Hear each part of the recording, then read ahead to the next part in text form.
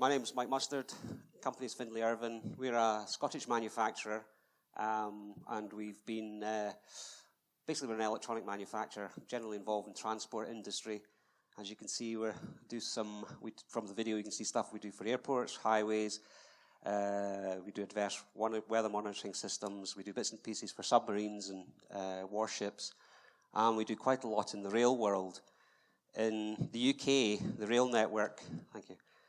In the UK, over the last 5-10 years, there's been a big investment in our rail network around condition monitoring of assets, starting with signalling systems, power supplies, track condition, and now we're moving on to civils assets, such as earthworks, structures, and this is really where we got involved with IQRF, is monitoring for landslides in the UK.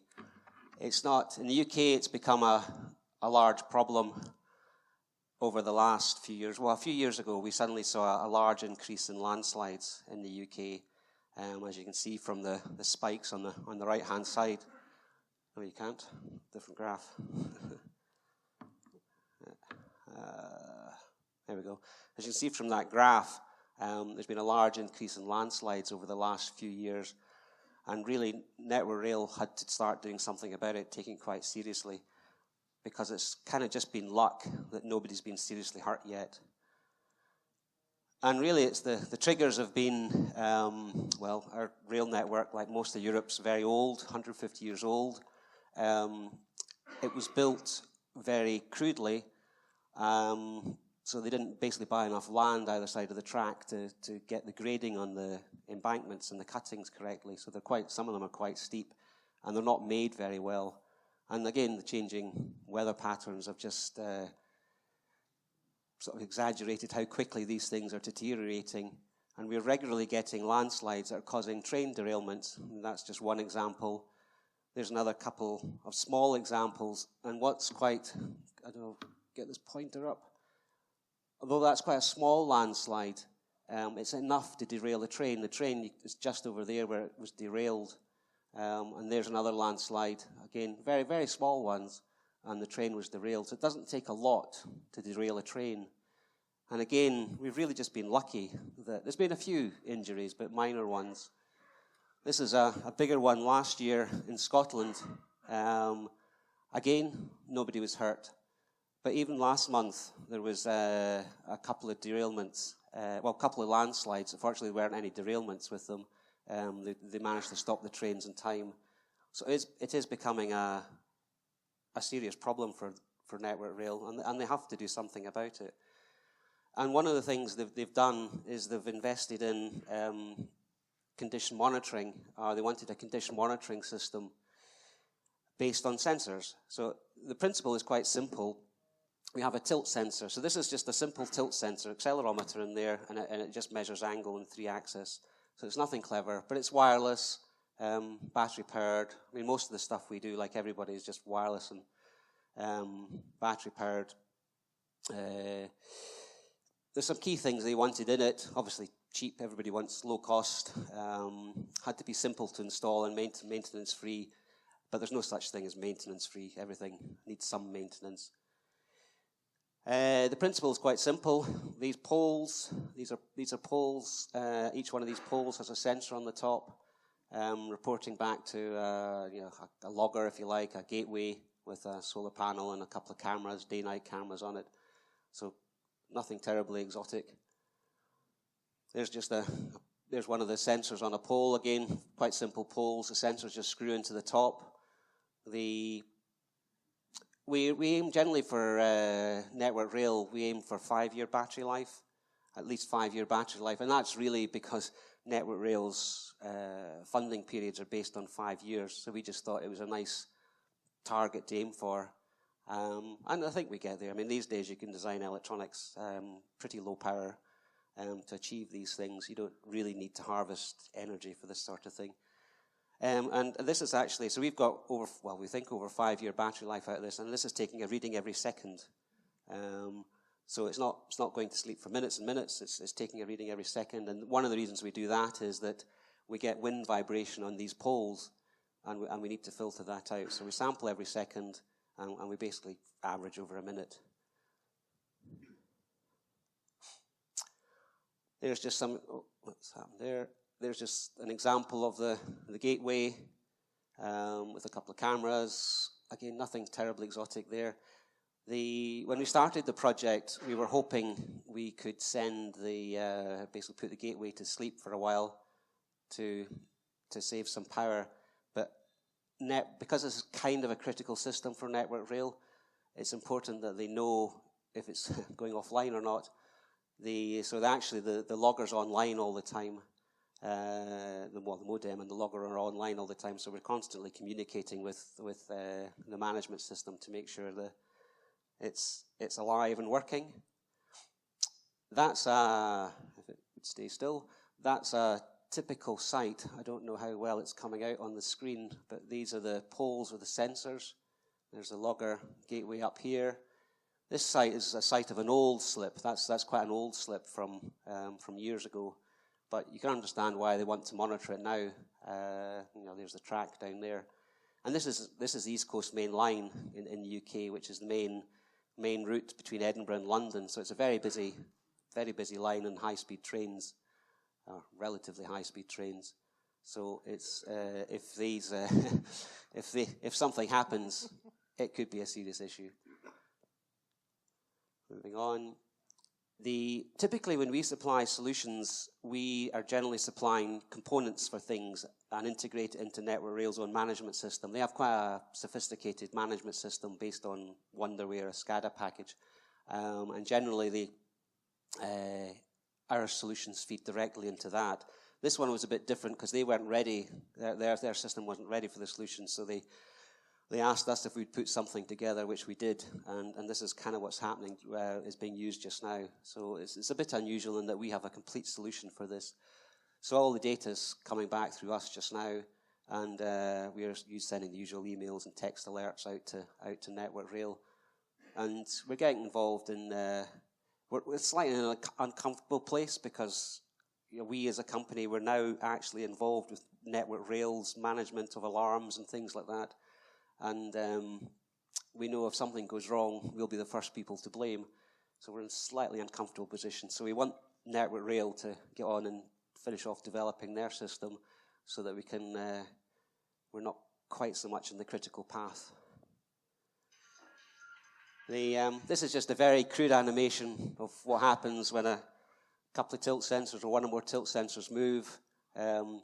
We've actually been trying to create a proper animation for this, and so far we've not managed to do it. So if anybody knows how to do decent animations, come speak to us.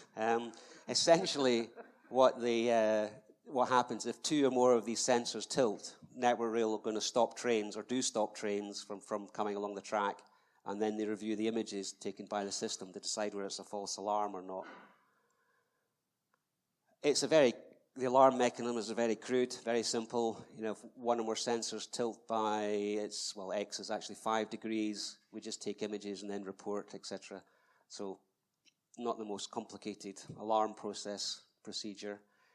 A couple of things, though, maybe just to finish off, is not so much about the technology, but so with the Network Rail, this was not just proving the technology, because they reckoned the principle would work all right, but they wanted to test the whole process, which included installation.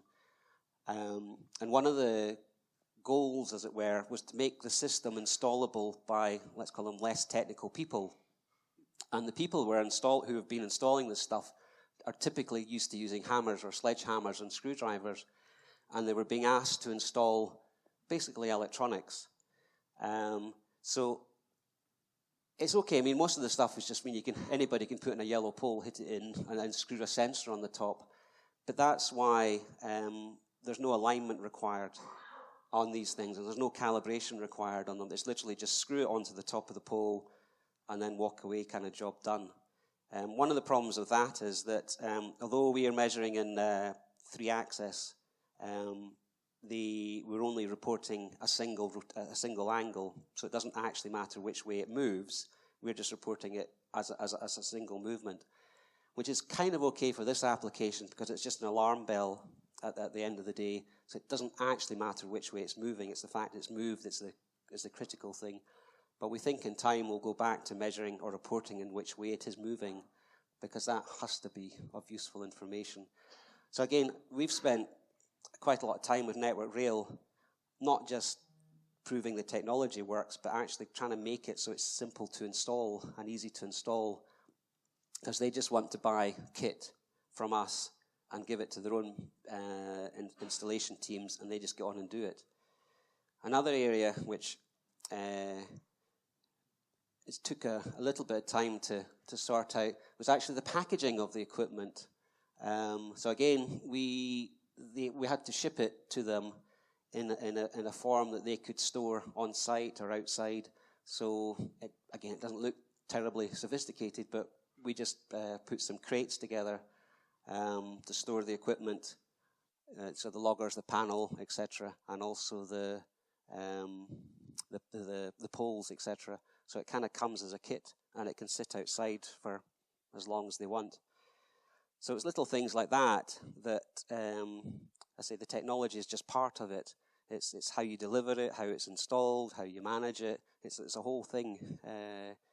And even things like ensuring that, it's not just bits of the system they have a complete kit, including all the tools, well, except the hammer, to install them. Well, even though it's not a hammer as such, it's a post driver that we supply as part of the kit. So they know when they go to site, they have everything they're going to need to install the thing, install the system. Because their aim is to try and install one site, install a site in one visit, not have multiple visits, because obviously that just pushes the cost up. So that's what they're kind of trying to do, and we're sort of getting there. It's still a pilot project, and it has been for 3-4 years now. We're pretty much at the end of it at the moment. At the moment, we've got about 180 sites installed across the UK, and it's about 7,000 sensors. And it is live. Not all of them are live, maybe 50% approximately have been switched across to live. And it is working. I mean, trains have been stopped a few times, mostly false alarms, with people walking around on site accidentally triggering sensors. But again, that's it's not a fault of the system. It's a failure of Network Rail's management system in managing. Network Rail staff have to let control know when they're going to be on site, so the guys managing the system can put it into maintenance, etc., that type of thing. So the processes around using data and systems like this are just as important than the technology and the alarms themselves. And I think that's all I really wanted to say, unless there's questions or what. But thank you. Okay. Thank you, Mike. Any questions from the audience, by the way?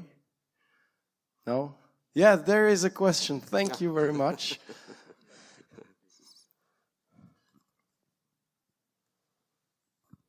Hello there. I wanted to ask about the false alarms because there will be windy weather as well. So are those false alarms actually about the people actually interfering, or is it the weather as well? And what is the proportion between the false alarm and the safe actually? Yeah, we've had no false alarms due to high winds because we filter out vibration. So we're looking for something that has moved rather than it's moving. So we filter out vibration and just capture static movement. So all the alarms so far, the false alarms, have been, what it is when people, we call it de-vegging, cutting down the trees and bushes on the banks to keep the leaves off the track.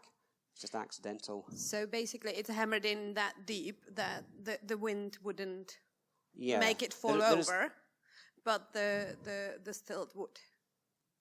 Yeah, there is a little vibration with the wind because they're basically plastic poles. But they are also in about 750 centimeters approximately. So they're in quite deep. So there is a little vibration, but that's filtered out. So that doesn't cause a false alarm.